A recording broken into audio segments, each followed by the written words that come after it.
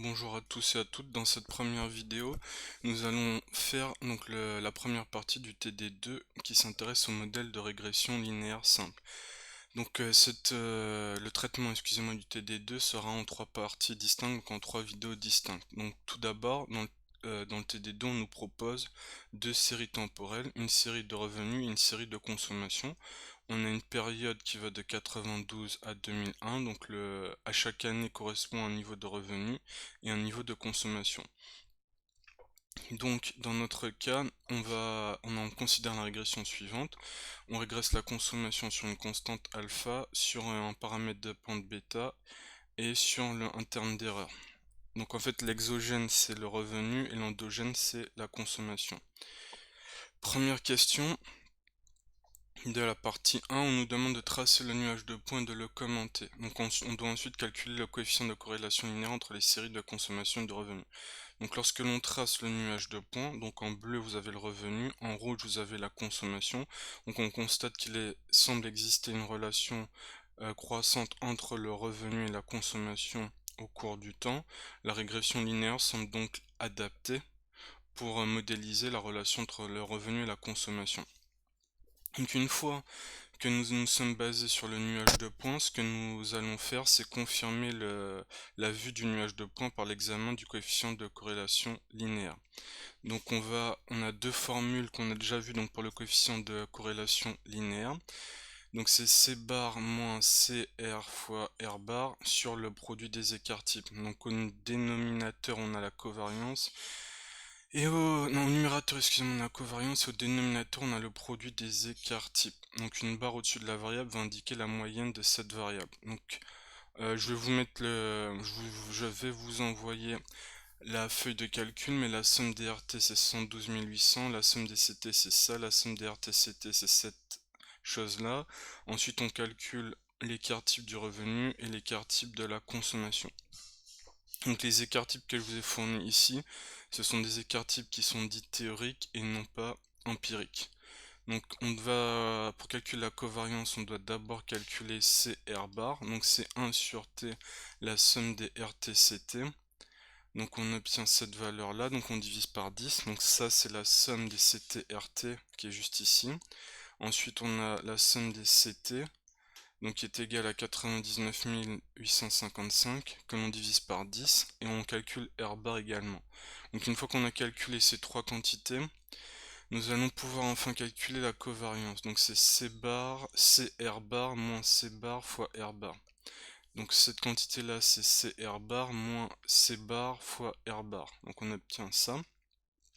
Ensuite, on calcule la corrélation entre les deux variables. Donc c'est la covariance entre la consommation et le revenu, divisé par le produit des écarts types. Donc l'écart type du revenu fois l'écart type de la consommation. Donc vous voyez bien qu'on a 2532 fois 1982,32.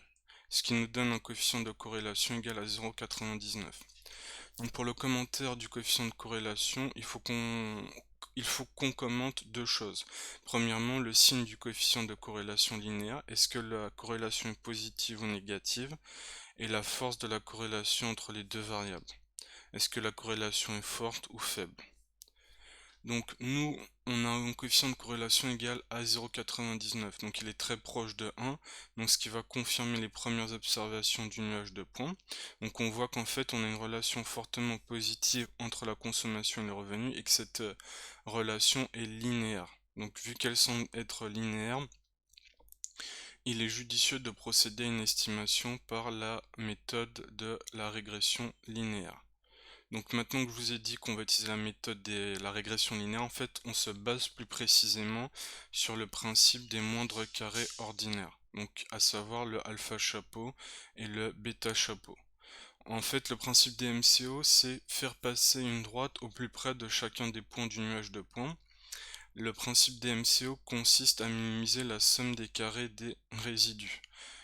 Donc en fait on va chercher les meilleurs entre guillemets alpha et bêta d'une équation de ce type là. Donc on a y égale alpha plus bêta x. Donc en fait le principe des moindres carrés ordinaires consiste à minimiser la somme des carrés des résidus. Donc la question que vous devez vous poser c'est qu'est-ce que le résidu? Ben, le résidu, c'est la différence entre la valeur observée d'un endogène et sa valeur estimée. Donc, dans le cas d'une variable y, ben, le résidu c'est yt moins y chapeau t. On va donc chercher à minimiser l'écart entre les observations et la droite de régression.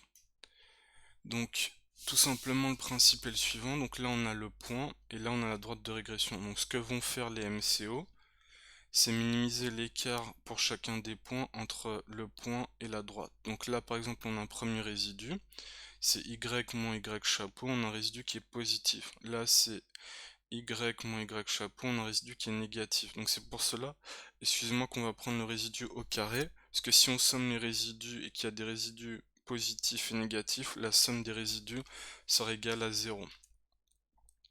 Donc, je vous ai montré la droite de régression linéaire que l'on obtient dans notre cas, donc sur un logiciel économétrique. Donc, j'ai régressé la consommation sur le revenu et je fais passer la droite de régression linéaire. Donc là, on obtient la droite des moindres carrés ordinaires. Donc je vous rappelle, CT c'est la variable endogène, alpha c'est la constante, bêta c'est la pente, RT donc c'est la variable explicative, epsilon t c'est le terme d'erreur qui inclut les variables omises. Donc en fait, si vous faites attention, ici on considère une régression linéaire simple. On a une seule variable explicative qui est le revenu. Et donc, il peut y avoir d'autres variables qui vont expliquer la consommation, donc par exemple le niveau des prix, mais ces variables, si elles ne sont pas incluses dans le modèle, elles vont se retrouver dans le terme d'erreur. Donc, c'est pour ça qu'il faudra faire attention à bien spécifier votre modèle quand vous allez faire de l'économétrie appliquée, mais je vais en parler un peu plus tard. Donc le modèle estimé, on l'écrit suivant, c'est C chapeau T, c'est alpha chapeau plus bêta chapeau RT. Donc l'obtention de la meilleure droite, donc c'est la droite des moindres carrés ordinaires, donc c'est celle qui va minimiser la somme des carrés des résidus. En fait, ça revient à minimiser donc la somme des carrés des résidus, donc on résout le programme suivant. CT moins alpha chapeau moins bêta chapeau RT, le tout au carré. Donc là, ce que l'on a écrit, c'est le résidu, et on minimise bien la somme des résidus élevés au carré. Donc on minimise ça, donc le résidu c'est CT moins sa valeur estimée, donc moins alpha chapeau moins bêta chapeau RT.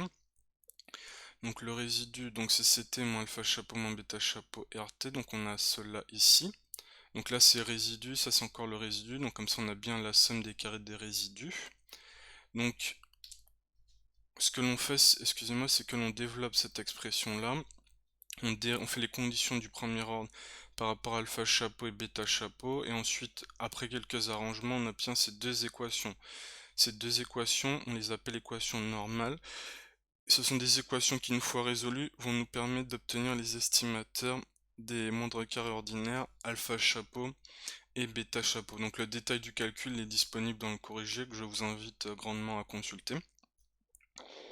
Donc in fine, une fois qu'on résout le système des deux équations normales, on obtient la formule des estimateurs de la constante et de la pente. Donc on a alpha chapeau, c'est la moyenne de la consommation, moins bêta chapeau fois la moyenne du revenu. On a bêta chapeau, c'est la covariance entre la consommation et le revenu, divisé par la variance du revenu. Donc ça, ce sont les formules des moindres carrés ordinaires lorsque l'on considère une régression linéaire simple. Donc vous pouvez l'adapter à d'autres régressions linéaires simples, juste il faut faire attention à changer les variables que vous considérez. Donc on va tout d'abord commencer, excusez-moi, par calculer bêta chapeau, car bêta chapeau rentre dans le calcul de alpha chapeau. Donc bêta chapeau c'est quoi? C'est la covariance entre la consommation et le revenu sur la variance du revenu.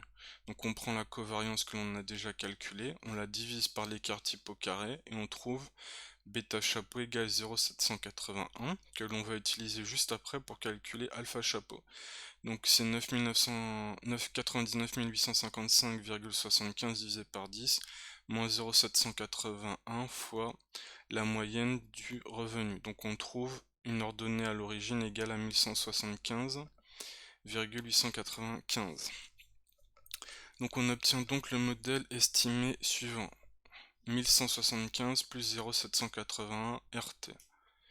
Donc ensuite, on doit en déduire les valeurs estimées C chapeautées de CT. Donc pour ce faire, on va tout simplement utiliser l'équation que l'on a estimée. Donc C chapeauté, c'est alpha chapeau plus bêta chapeau RT. Donc pour les années 92 et 2000, donc R92 c'est 8000, R2000 c'est 15000. Donc on calcule C chapeau 92, c'est alpha chapeau plus bêta chapeau R 1992. Donc on remplace le revenu de l'année 92 par son expression, 8000, et on obtient la consommation estimée en 1992 par notre modèle qui est égal à 7423. De même pour l'année 2000. De même pour l'année 2000, on remplace, excusez-moi, le revenu par par sa valeur, donc qui est égal à 12 890. Je vous remercie pour votre attention, je vous retrouve dans la vidéo 2 pour traiter du TD2.